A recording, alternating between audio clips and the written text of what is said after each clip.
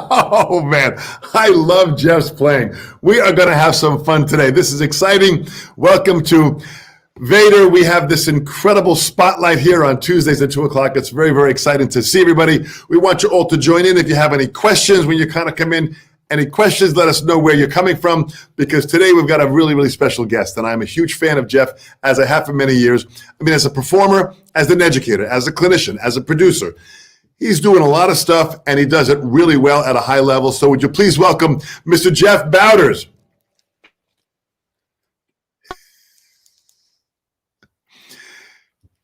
Jeff, I don't think we have any sound for you right now. We have no sound. 1, 2. Let's see if we can get some sound on here. No, nothing right there. No sound, no sound. 1, 2. Crank it up. What you may want to do, Jeff, that I do is I take a sledgehammer and I beat the heck out of the device and destroy it. And then I buy a new one. So that's kind of a little bit advice of what I do with my patience for technology. But you're doing good. Let's see if we can capture you here. 1, 2. Test. You can hear me? Can you hear me now? Yes. Now we've got you. Okay. All right. I think it was the ghost of Steve Jobs not allowing me to use my AirPods. Well, Jeff, great to have you. Thank you so much for joining us. Thank you, Dom. Man, it's such an honor, just to be a part of the Vater family, and then especially to have this conversation with you. You've been such a huge inspiration in my life for, I'm going to say years, not decades, because you're not that old, but you've been a great influence. So this is really special to me. So thanks for having me, Dom. Thank you so much, Jeff. Well, I'm a huge fan of yours. We performed together. Do you remember the event in Greece? Oh, of course. Yes. That had to be 20 plus years ago, whenever that was. Oh, yeah. But yeah. I was standing offside stage, and all the artists that we had, we were watching you, and we were all just shaking our head, because what you were playing was so clean, was so perfect, and we were kind of behind you, watching it from behind, and you just played your tail off, and it was so exciting. So thanks so much. It's a memory that I have etched in my mind. And just so you know, a lot of the ideas that you played, I try and steal them and play them. So I'm still working on them. So, and I am much older than you, so hang on to your hat for sure, man. All those ideas I originally stole from you anyway, Dom, so it comes full circle. That's the story of life, man. Fantastic. Well, I got to go back in the beginning stages. What kind of brought you involved in playing drums? I mean, you're such an articulate player. You're such an articulate educator. What first got you involved in playing this crazy instrument? Well, I love telling the story because a lot of people don't really believe me, but I grew up in the mid-'80s, and that's when MTV was very influential, and it was a big part of the musical framework. And I saw a band called Poison on MTV, and the drummer Ricky Rocket looked like he was having a great time. He had the coolest looking drum kits. And literally, I always loved music up to that point. My family was always really into music. They played music all the time. But when I saw Ricky Rocket, I was like, I want to play some drums. So he was actually the original inspiration. Boy, it's amazing that to realize the power that MTV had at that time in the 80s, where they were showing bands and they'd have shots of the drummers. It really was an exciting, this was pre-internet, so it was really kind of an exciting way to be able to see bands and hear the music, see them performing it. It really was pretty powerful. Sure. It was massive, and because at that time, Dom, this was obviously pre-internet, and all we had was the biggest exposure to music really was what the DJs chose to play on MTV and what DJs chose to play on radio and what the producers chose to play on MTV. And so those formats really, no pun intended, formatted my exposure to music and what influenced me. So it was huge. So was it at that time when you got involved with drumming, did you start, playing with the school band? Did you get a drum set? How did it all begin? Yeah. So soon after that, I joined the school band, and it was great. I went to a really small private Christian school, so it didn't necessarily have this thriving music program, but I wanted to play drums, and so I got my little practice pad. I got my first pair of 2B drumsticks and started to learn what a quarter note was and a quarter note rest. And that was kind of the extent of it, Dom. And so at the end of that year, I asked my mom if I could actually take some private lessons because I really loved playing, but I wasn't making the progress that I wanted. And I knew if I wanted to get better, I'm going to have to take it a little bit more seriously and have some more consistent education and accountability. And so started taking private lessons when I was about 12, 13 years old. And that changed my life profoundly. And how did, when you say it changed your life, what were you working on? Were you working on specific books or techniques or rudiments? What was in that early foundation? Yeah, well, I had a great teacher named Jim Tilton, and he was really focused on foundations. I mean, that's the key word, right, Dom? It's like if you want to do anything with true, you know, significance and play with confidence and ease, you have to have that foundation. And so we went over, you know, how to read quarter notes, how to read eighth notes, how to hold the sticks, how to play you know, doubles and singles and flams and all the basic strokes that we have. You know, they're all rudiment based. And then we started to get into there were I don't know if you know these books, but there were these books called the Logical Approach series. It was by Phil Perkins. I think he was a drummer out of Vegas, but he had a whole series of books that were really, I thought, laid out very well. And when I look back at them now, I think they've influenced how I approach writing down music or creating a method to basically communicate specific drumming concepts in a very methodical way. And his approach was that way. So it was called like the logical approach to snare drum and the logical approach to four-way coordination. Yeah, those books were profound. I do. I remember those from many years ago. Boy, that was actually very organized material. Yeah. And so you started there. So were you now jamming to records? Were you starting to play drum set in a broader way? Sure. Yeah. You know, that's when I got to steal all my dad's Led Zeppelin tapes and really get into, you know, what the Ocean. Why is this? I'll try to play it all in one beat, but I keep turning the beat around for some reason. Why is this? You know? And then I read in Modern Drummer.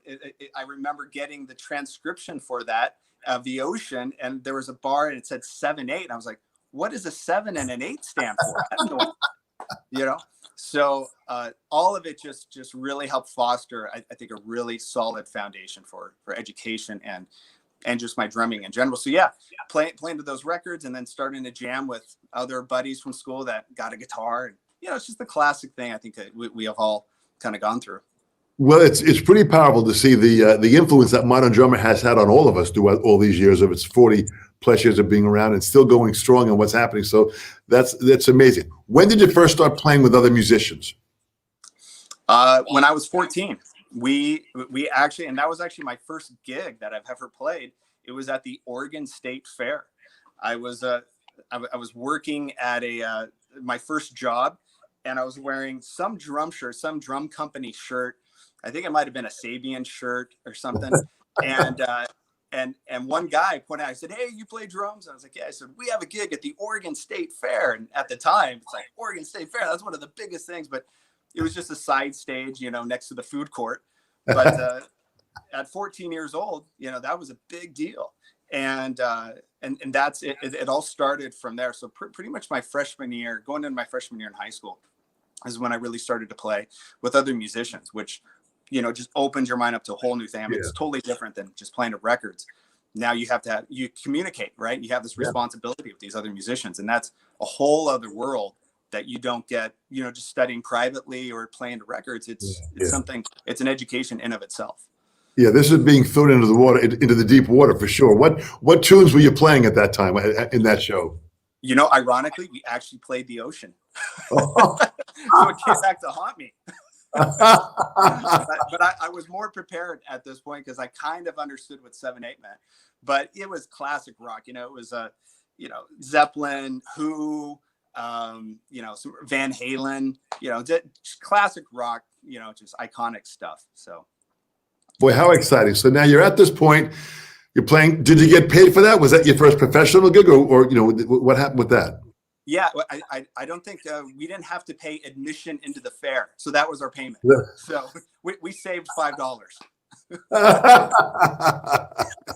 So when did your professional career start? When did you start taking this more seriously? I think my senior year in high school, I finally came to the point where I was involved in sports to a point a little bit because I enjoyed the the activity of working and developing and being able to do something you couldn't do previously. And sports is a good outlet for that. But nothing was more satisfying than music and developing as a drummer. So I was thinking in high school, I'm not going to play, basketball for the rest of my life. I'm not going to be a professional wrestler.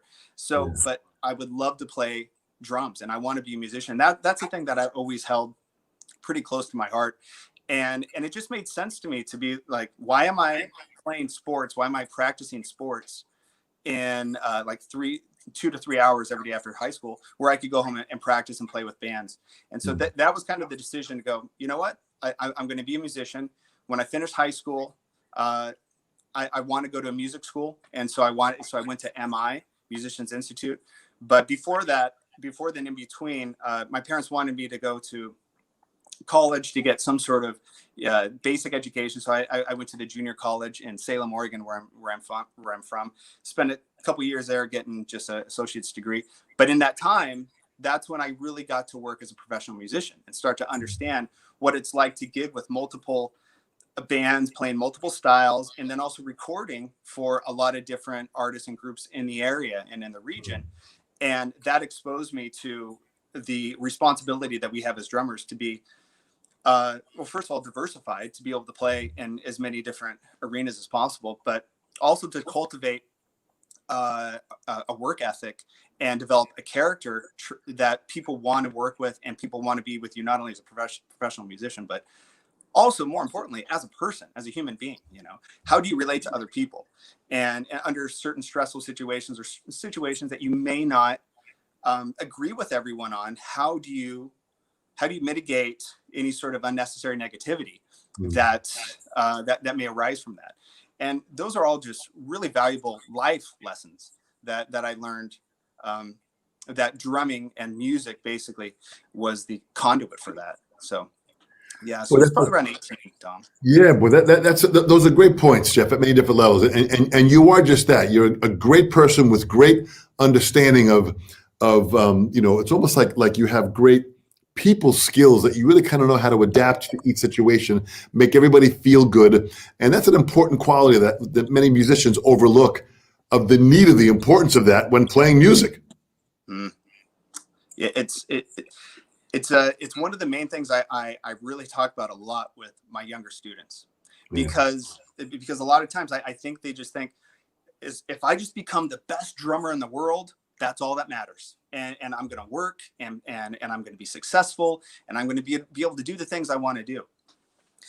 Unfortunately, that's not the case. We live in a world where we have to work with other people, and exposing them to that reality is something that I take very seriously.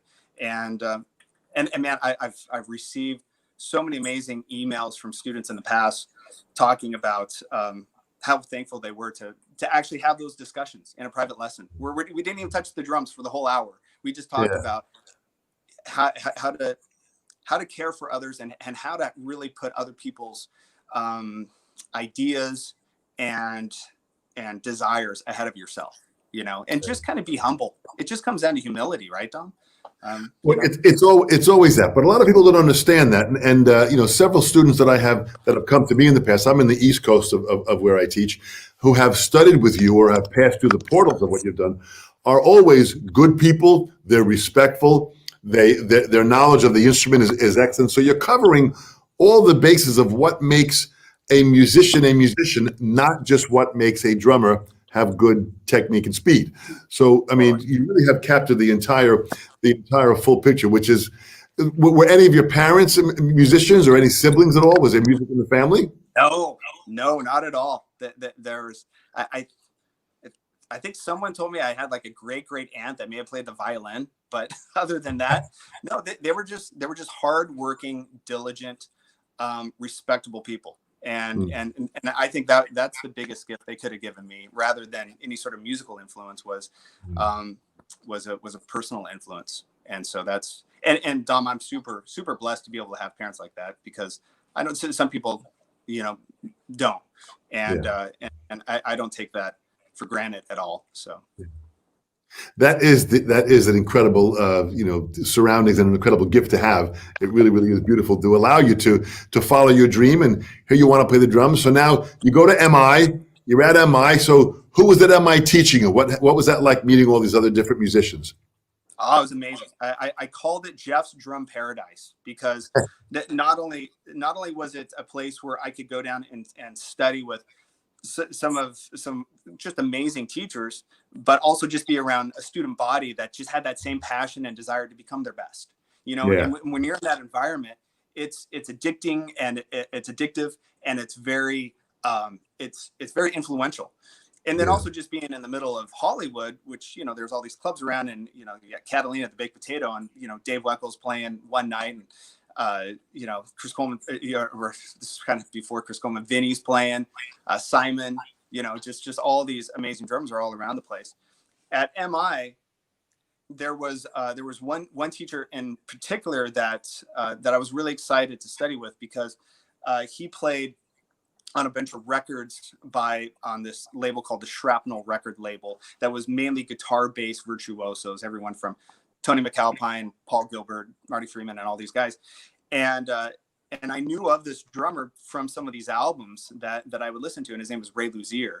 And I knew Ray was teaching at the school, so I was really excited to go there and pick his brain and just kind of get as much advice from him as possible. So he was a really important person in my time at MI. Boy, Ray is another gentleman who I've known for many, many years, and I've had the chance to interview Ray several times. And he, came from a farm in Pennsylvania, and just, again, nobody else in the family was musically involved. He had the foundation of being a hardworking person. He understood discipline, he understood dedication, and he really understood a lot of the varieties of just the qualities that we need to push ourselves. So there's very, very similar qualities. So here you are working on. So what were they putting you through? What kind of stuff were they putting you through? A lot of ensembles, which was great. Being able to play just basically with other musicians in multiple styles, and that was huge. So, because coming from Salem, Oregon, there wasn't a whole lot of opportunity to play in a Brazilian jazz band.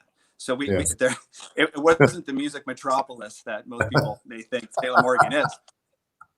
So just having that exposure was fantastic. So there was a lot of ensembles, and then there was a reading class that I thought I understood or had a pretty firm grasp of reading, but being exposed to different ways of being able to count rhythms and different counting systems, that in of itself was a real eye-opener experience to me. Gary Hess at the time was teaching the reading class, and he has a really good book out called The Encyclopedia of Reading Rhythms that we would go through ad nauseum, but that was really beneficial. And then being able to take those rhythms and just apply them to the kit, right? Assign basically, kind of like assign a page of syncopation, and then use that as a bass drum variable while we were playing some sort of ostinato on top of it, and really just dialing it in. That was really formative and really beneficial. So really, yeah. So now you're out in LA. How long were you out in LA for? You were there for a couple of years at MI? Man, I was there for about a year and a half, and then I moved to Nashville, and so I was in Nashville for about 4 years, three and a half years. And what happened? What happened in Nashville? Nashville's. I moved out there because I knew a guitar player from Oregon, and he was. All right, we're back to me. I'm not for sure. There it is. We back again? We don't have your sound. I love these live shows. Let's see what we have here. 1, 2, testing, 1, 2. Good. Are we back? I think you're back now. Let me check. Are we back now? Now you're back now. So let's pick it up from Nashville. So you go down to Nashville, you knew a guitar player down there. Yes. He was playing with in Nashville there's country music, and then there's contemporary Christian music, gospel music. He was playing with one of the bigger gospel artists out there, and he invited me to come out there and play with her. And so, of course, of all things happen, you go out there and somebody promises you a gig. Don't always count on it because it just may not happen. And so that experience of going out there and not getting that gig was very challenging. But eventually it did happen. Dom, I'm getting a note here. Can you hear me? Okay. I can hear you. Absolutely. There sounds like Okay, there sounds like a typing sound or some of the noise that's coming in. yeah. I'm not sure if this is an audio. When you speak as well, I'm getting that as well. I don't know what that is. Yeah, I'm not sure where that's coming from. No problem. So what I love is the fact that right now listening to us, we've got people from all around the world. We've got drummers from all around the States, Canada. We've even got a dear friend of mine, Panos Vasilopoulos, who is a phenomenal drummer in Athens, Greece, who was just a monster player. And he's joined us here too. And he's also a part of the Vater family also. So it's great to have this kind of reach globally. Panos, thanks so much for joining us. So Jeff, you're going on. So now after MI, you moved to Nashville. You're down there. You're starting to play with a variety of musicians. What kind of music are you playing down there? Is it mostly country stuff? Is it a variety of music? It's pop. It's a lot of it's country and a lot of it's pop. But at this point, country at that point was really pop influenced. So you're just kind of playing pop music, and the singer has a twang, and there might be a steel guitar. But in terms of the drum part, you're playing with that type of pop discretion. You're not showing how many 15/17 polyrhythmic double bass licks you can play.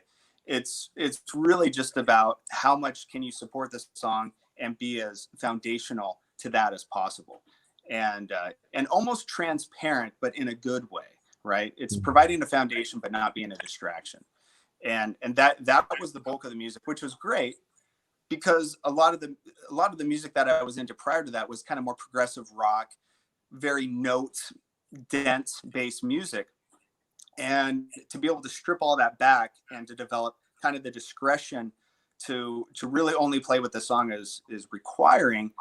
Once again, that was just another part of the education, and that was a huge, like I said, continuing educational experience for myself coming out of MI. Boy, I like the fact of continuing education, because you still seem like you continually are a student of this art form, even to this day. Of course. Yeah, of course. Always buying books. I mean, I just bought a book the other day. It's called the Brazilian Groove Book by Kiko Freitas, I think. Yes. It's incredible. And I'm like, I'm not going to join a Brazilian band, all-star band anytime soon, Dom. But I love the fact that it's available there for me to be able to take some ideas and implement, hopefully, in my own style and playing. So always learning, totally. Boy, that's a great quality, and that's really kind of where success will always lead. But so where did guys like Paul Gilbert and John Five and George Lynch, where did some of these artists, Joe Satriani, Pat Travers, how did that all evolve and develop?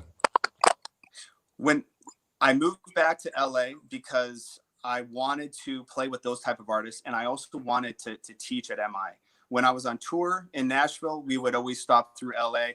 I'd go down to MI just to say hi to everyone. And at the time, Tim Pedersen, who was the head of the drum department, said, we'd love, if you ever move back to LA, we'd love for you to teach here.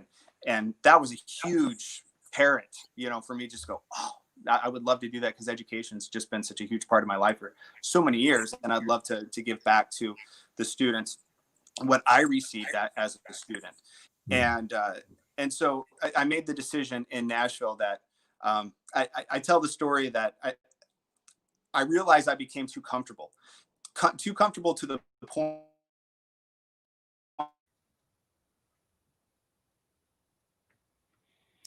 One, two, testing, 1, 2. Where Well, we're having a challenge here in the process here, and with the sound here and some of the audio challenges.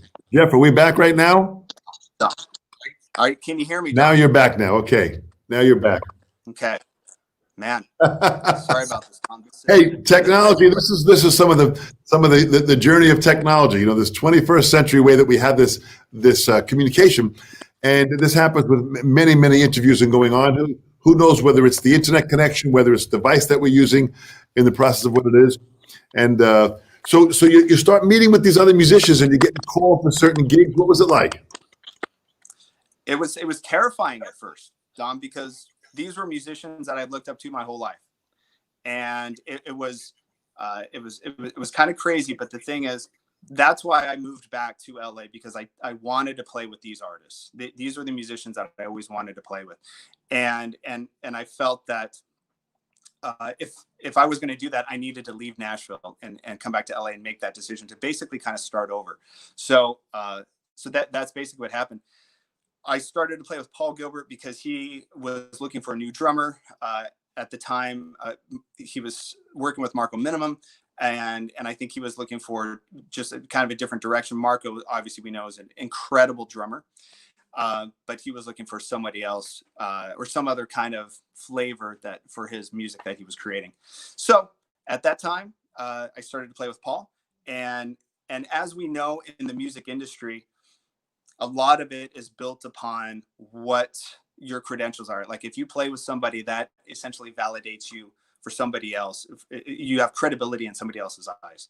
And, whether that's true or not, or, whether that's a good thing or not, that's just the reality.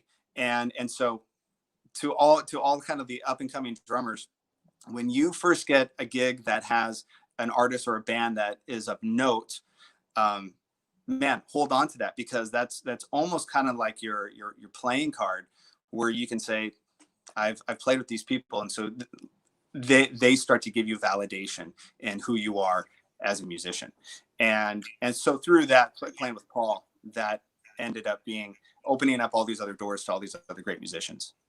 Boy, it sure has, and you're playing with these guys. I mean, is it such a high level, Jeff? You really play always for the music. You drive it, you push it, and you create a level of excitement that really is great. And you're with your hands and your feet. Your independence and coordination and your feet are so great. It really is fantastic to watch and hear. Tom, you're more than kind. Thank you very much. It's always a work in progress. I mean, as we know. Point well taken. So talk about teaching then. You got involved with teaching and education. You're giving back now. You're back teaching at MI, which is an incredible full cycle of having taken lessons there and then to be invited by Tim to teach there. Talk about what would you teach? Are there specific lessons that you have with certain students that you work on? Of course. A lot of it is really contingent upon the student, right? It's all students have strengths and weaknesses. And so I think as educators, we have to identify what those are so that they get the most out of those lessons. If they're super strong in one area, what's the point of just really harking on this area the whole time while this glaring weakness isn't getting attention or being addressed? So a lot of the stuff that I teach, Dom, it just comes down to basic rhythm and coordination. I think all of drumming, or pretty much most of the things that we study on the instrument, can be categorized in these two levels of rhythm and coordination, right? Rhythm, like really understanding rhythm, like being able to read, write, modulate, displace, quantize, just know everything about rhythm. I mean, as drummers, we need to be the rhythm masters ultimately. And, it's a sad day when the bass player is schooling the drummer on rhythm, right? We can't have that. And then coordination, right? The coordination is the second component. Like, how do we get our limbs to be able to play these rhythms? And how does that brain and body connection work? Are there certain practices? Are there certain methods that make that process easier? And I think there are, and the thing is, this transcends styles, right? It doesn't necessarily have to be style specific.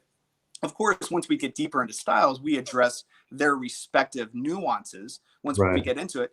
But in general, we have to really understand rhythm and coordination. And I think once I can get students to understand those two concepts and then approach their practice in a way where it could be kind of multifaceted, where they're going to just not work on some coordination thing, but in the meantime, they can also work on some sort of rhythmic concept to get them more familiar with the heightened sense of rhythmic possibilities and what's available to them. I think once that's achieved, then you're on the path to really maximizing your potential, to making the most out of your practice and just getting real good, solid work done and a lot of times in a short amount of time too, right? It's Yeah. also, it can be very time saving when you practice with this type of time conscious mentality. So those are the ideas kind of in an umbrella of what I really try to present to the students. Well, that's great that you kind of qualify the student and direct the lesson designed for that student. Sure, you have to. Everyone's different, and everyone's going to come at it from a different angle, with a different background, different strengths, different weaknesses, like I said, and it's up to us as educators to be able to identify that and then work with it and maximize their potential. Is there a lesson that you have prepared that you can share, that can be something that can be an idea that some of the people that are watching could take in? Yeah, sure. So I think a real simple example, we can take this here. So it comes down to rhythm and coordination, right? So the first thing is in terms of, if we want to work, we're always wanting to work on like our weaker hand. And usually in that case, if we want to work on a weaker hand, we want to pick some sort of pattern that has more notes with the weaker hand than it does with the stronger hand. So in that case, if the left hand generally is the weaker hand, we could play a 3-note phrase of right, left, left, right, left, left, right, left, left, right, left, left. Okay? And so we've done this 1,000 times, right? But now the second component is we want to associate a rhythm with that. We want to associate a note value with that, okay? Now, when I play this right, left, left, right, left, left, right, left, left, without a click track, without any sort of time reference, I'll do this, and I'll ask my students, I'll say, okay, what note value am I playing? Are these 8th notes? Are these 16th notes? Are these triplets or whatever? And everyone goes, oh, they're triplets. Right out of the gate, everyone. This, they think, okay, 3-note phrase, that has to be triplets. So the first mantra that I always get all my students ingrained in their brain to always remember is that phrases of notes do not equal note values. Okay, that's really inhibiting. That thought is really going to be restricted in your understanding of what rhythm is capable of offering you. So what do I mean by this? So like I said, if we take right, left, left, right, left, left, right, left, left, right, left, left, that's a great left hand, weak hand exercise. But in the process, can you hear this this metronome, Dom? Is that coming through? Yes, we can hear it now. Yeah. So playing triplets to that with this sticking, we'd have 1 ta ta 2 ta ta 3 ta ta 4 ta ta 1 ta ta 2 ta ta 3 ta ta 4 ta ta. But now let's play that 3-note phrase at that same tempo as 16th notes. 2, 3, 4, 1, 2, and a 3, 4, 1, and a 2, 3, 4, and a 2, 3, and 1. Okay, so what just happened right there? Did we change the coordination of that? No, not at all. It's still right, left, left, right, left, left. But what happened? We now changed the note value to that. And now we're playing a 3-note phrase within 16th notes. And if we just play the accent, it's also known as like a dotted 8th note phrase.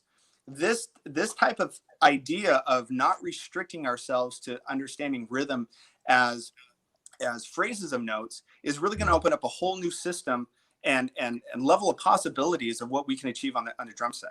It's not going to have this limiting kind of idea.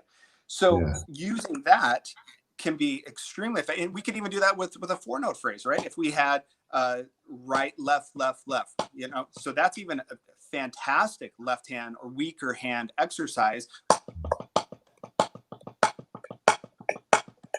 Right. And so once again, what note value would we associate that 4-note phrase with? Obviously 16th notes, where 1 E and a 2 E and that's instantly what we think about. But once we put the metronome on, if we're thinking 1 E and a 2 E and a 3 E and a 4 E and a, well, what if we play this in a triplet form? 3, 4, 1 ta ta 3 ta ta 3 ta ta 4 ta ta 1 ta ta 2 ta ta 3 ta ta 4 ta ta 1 ta ta 2 ta ta 3 ta ta.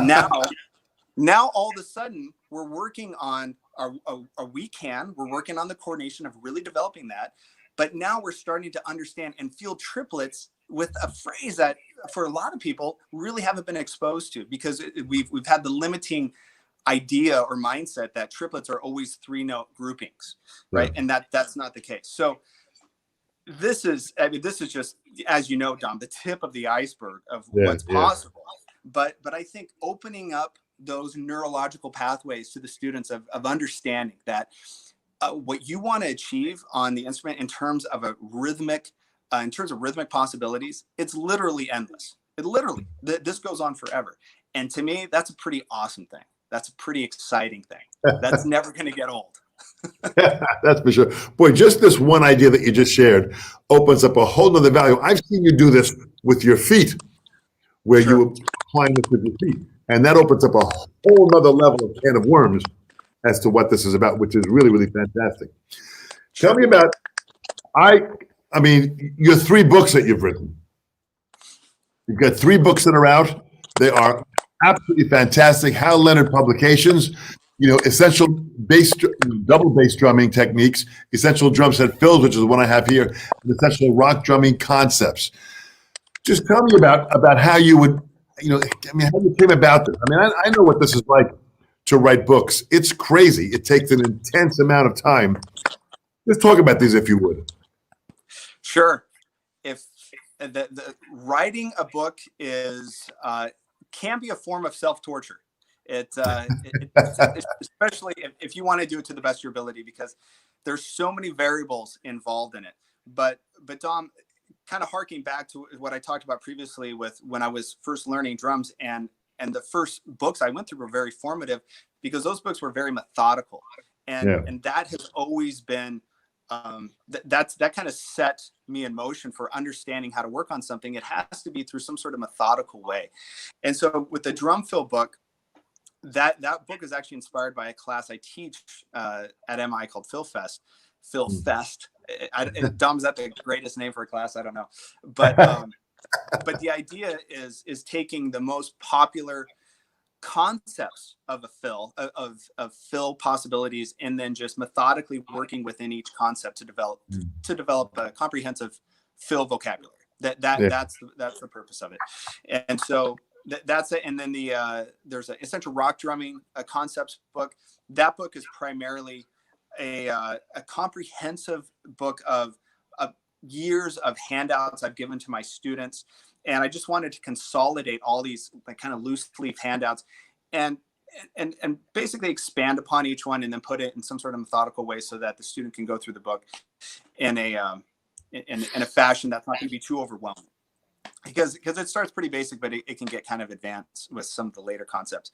And then the double bass book is the same. I always wanted to have a double bass book that was so exhaustive that it covered all the essential applications to the drum set. What in terms of just grooves and fills and phrasing and basic warm-ups, and how to sit on the throne, and foot technique, and the basic body mechanics that you want to be aware of before you start a double bass study. Those are essential ideas that need to be addressed. And so that's what that double bass book is. Boy, it's so great that you've taken the time to articulate this. When you write a book, do you write it up by hand? How do you develop the creative and the discipline that listen, I know what it's like to put these books out. It's not easy. It takes discipline, time, and effort to reevaluate, re-edit, go through it. How do you put all that together? Yeah, it's definitely a process. It starts off with obviously an idea. I think the first question I have to ask myself is, does the drum community need another drum book? Right? Yeah. Is this going to serve some sort of purpose, or am I going to be regurgitating some sort of old concepts that have been written about numerous times in other books? If that's the case, then I'm not inspired to do that. So I have to be first motivated and inspired to feel like this is something that I could contribute to the drum community, and it's going to be valuable to them. If I understand that, then okay, I'm on the path at that point. So the next step is okay, what do I want the student to learn, right? What do I want?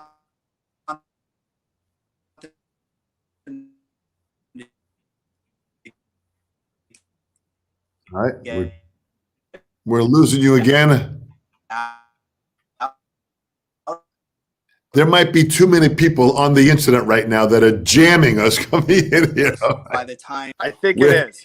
Too many people. Yeah, there it is. Too many people. Can you hear me? There it is. Yes, I can hear you now. Okay.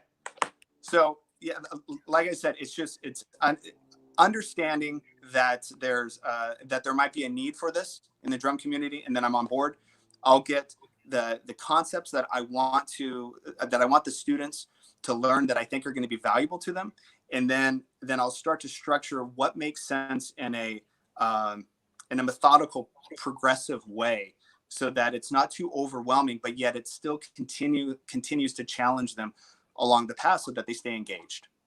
Yeah. Sometimes that can be pretty difficult, but especially with drumming, because who knows, everyone has strengths and weaknesses. You don't know, some people might be more comfortable with this idea than this, but I think that at least helps, put the guardrails on where the book should go and how it should progress. So yeah, well, very, very interesting. And Fred Dinkins, who's also at Musicians Institute, who I've known for probably 40 years, is over there and speaks so highly of you. But I know right now, this whole online teaching virtually, what's this all like now with the pandemic changing? How has that changed your teaching, and how are you doing this now virtually? You hear me, Dom? No, you're broken up again. Are we here? Nope, there it is. You're slowly coming back. You look like the Tin Man in Wizard of Oz right now, but we're working on getting you back in here. Testing 1, 2. Let's see what we have here. I love this. Listen, if you don't laugh at some of the technology challenges that happen, if you're not laughing at it, if you allow yourself to get frustrated, oh my gosh, you lose. I allow this to entertain me all the time. Here he is. We got him back again. I allow this craziness to entertain me, and if we have some challenges, we'll get through it.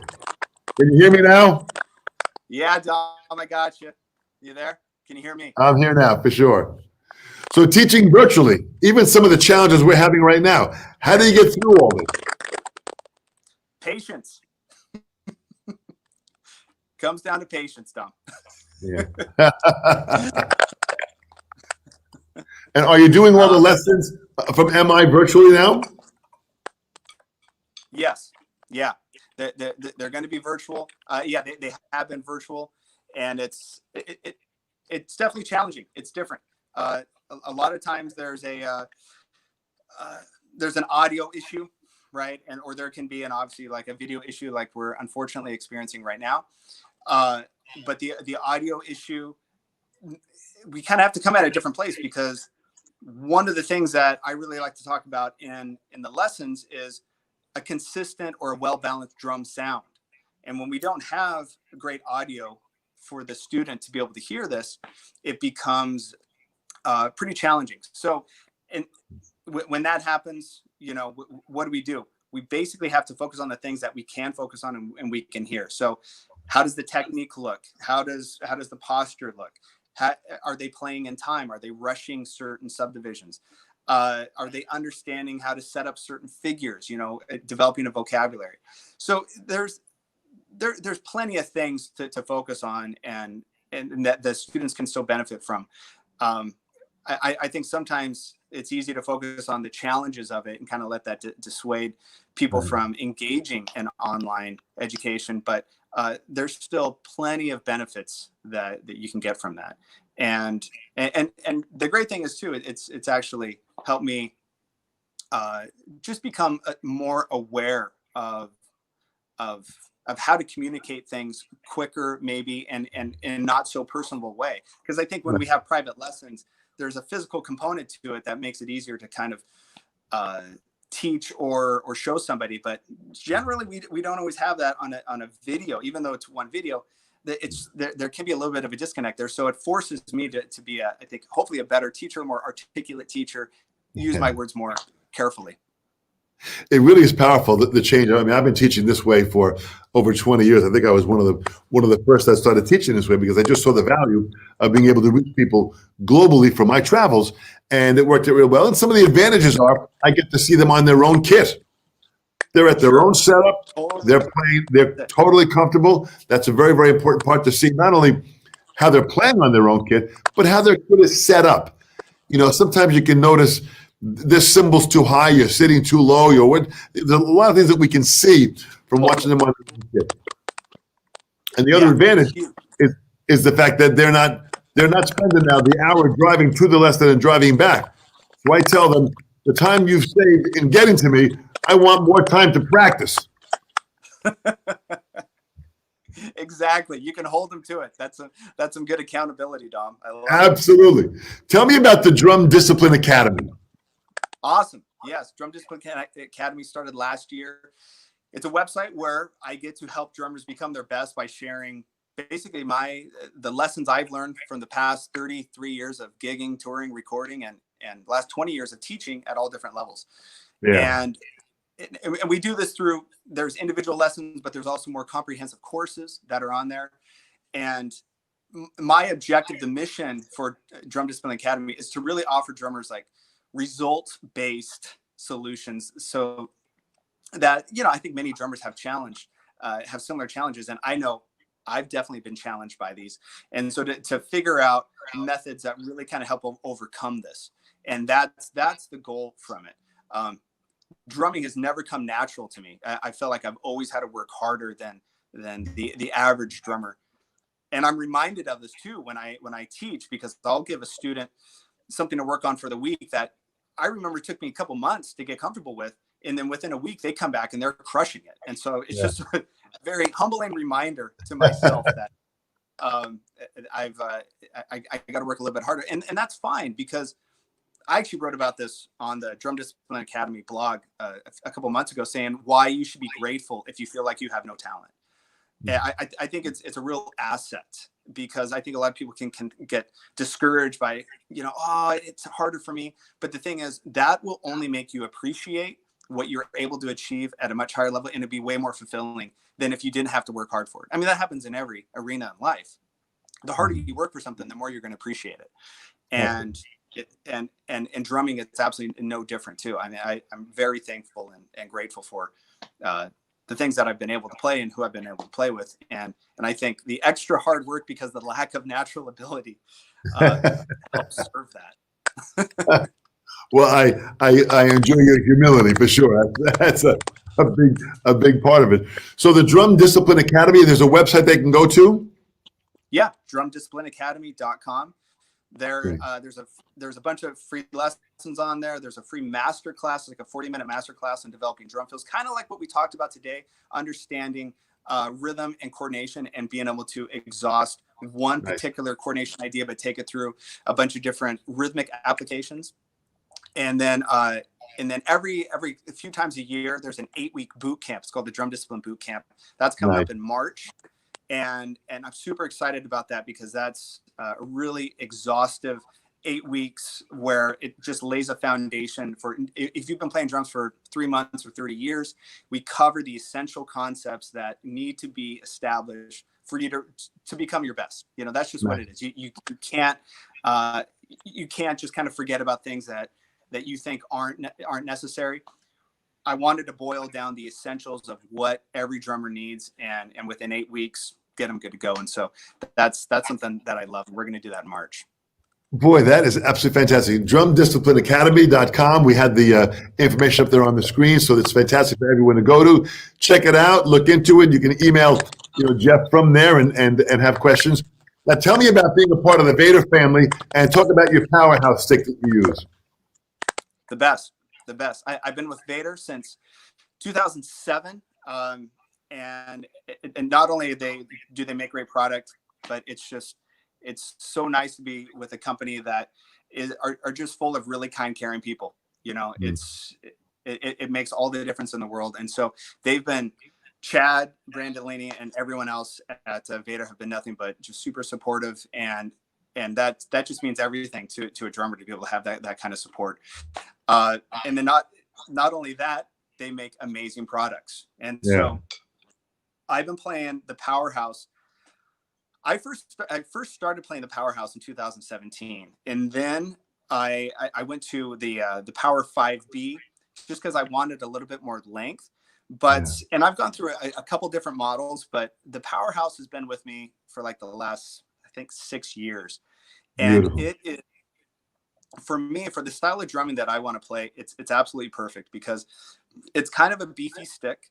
It has weight to it, but it doesn't feel like a really cumbersome, like massive, Louisville slugger that you can. It's hard to navigate around the kit. It's actually like I said, it's pretty accessible, and so this stick is. I think it's 0.620 in diameter, which is can be. Some people think it's a little too thick. For me and for my hands, it's perfect. I love how the taper of the neck is actually pretty shallow. It doesn't have a long taper, and so that creates a really nice, comfortable throw. And I could get a massive sound for my drums without even trying, Dom. It's just I allow the stick to do the work. And primarily I'm a rock drummer. I need my drums to have articulation. I need them to cut. And I don't want to beat myself up by, using a stick that may not have that type of power behind it. I want the stick to do the work. And these sticks come through every single time. And so, and I love the tip. Kind of this acorn tip sounds great on ride cymbals. Doesn't sound too clanky, has real nice, clean articulation. And they just last forever. I mean, Dom, I can't. It's been a long time since I've actually broken a stick, like playing and just broke a stick. They just wear out. That's the thing. Over time, the sticks, like any stick, but these sticks just wear out. It takes forever, but it's like, I don't break sticks. And I'm not playing like I'm not playing a Holiday in jazz band here, Dom. But yeah, they're great. They're super consistent. They always feel good. I love the finish. That it's not super lacquered, because my hands get a little sweaty. They never fly out of my hand. I can't say enough of good things about them. They're just the perfect stick, and I'm more than grateful that Vater makes them, and that I can play them and be a part of the Vater family. It's a real honor. Boy, this is fantastic. Well, again, Out of the Mind of Alan Vater is just great. But I know you were also playing at one point the SD9. Which I've also played too, which is also a great stick. And I've got big hands like yourself, so we want a good meaty amount of wood in our hands. Yeah. I love that SD9. I played that stick for a couple years, and the barrel tip on that sounded fantastic on the ride. I wanted just a little bit more surface for the toms. I wanted a little bit more surface on the tip to create, just a little bit more, move a little bit more air for my playing. But I still love the stick, and I actually still use those sticks when I'm playing on maybe a softer dynamic gig. When we start playing gigs again. When and if that happens, absolutely.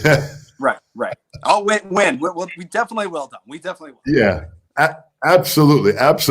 So we have a question coming from another Vater artist here, Max A Drums. I know Bowders is big on balance. What's something everybody should pay attention to when it comes to posture behind the kit? Yeah, that's one of my favorite questions. It's the balance question, and I tell everyone, balance on your seat, not on your feet. What I mean by that is that you can't be sitting on the edge of the throne you can't be sitting on the edge of your throne, because once you do that, your whole body weight, all that gets distributed down to your feet. And if you want your feet to be as free as your hands, you're going to be limited, and your body's going to fight that. So the quick and easy solution is to get as much of that throne underneath your thighs as possible. And so that therefore all of your balance is rested centrally on the stool, so that your feet can be, once again, free as your hands. And an easy way to check this, to see if your balance is at its optimum, is just sit where you normally sit on the throne, and then raise both your feet an inch off the ground at the same time. And if you fall forward, or if you start to lean back a little bit more, that means your balance is shifting down your feet, and you're having to redistribute that by leaning back. And so you want to get as much of the throne underneath your thighs as possible, so that you're perfectly centered, so your feet can do whatever they want. Boy, good for you, Jeff. Good for you. Great response. It's kind of interesting with, I think what I'm going to suggest to Chad Brandolini, who is a fantastic person with the Vater family, who's just, he's helping us now with this broadcast here. I'm going to ask Jenna. I think I might want to do an educator summit with yourself and a couple of other Vater artists as educators, and we'll have you. We're going to bring you back, and we'll make sure we have even a better quality of Yes. what we're doing in the process here now. So we're not as frustrated with some of the on and off, but we'll make this happen again if we have to, for sure. But it's great to have you, man. Thank you so much. You are an absolute leader in the drumming community, Jeff, as you have been for years, and you continue to be. You know, with not only the way you articulate yourself, but the knowledge that you have, the experience that you share, the educational books that you have that I say are just absolutely phenomenal that I use with my students. It's really, really great for them to all see. Everybody go to jeffbowders.com if you want to connect with Jeff and also track down his books, Hal Leonard Publications. Track them down and open up your mind and step onto the journey of being guided by the great Jeff Bowders. Absolutely. Dom, wow, you're more than generous and kind. Like I said, Dom, you've been such a huge influence to me. You were the first clinician I saw in 1990 up in Portland, Oregon, and Wow. and the impact that you had on my life at that point still resonates with me today.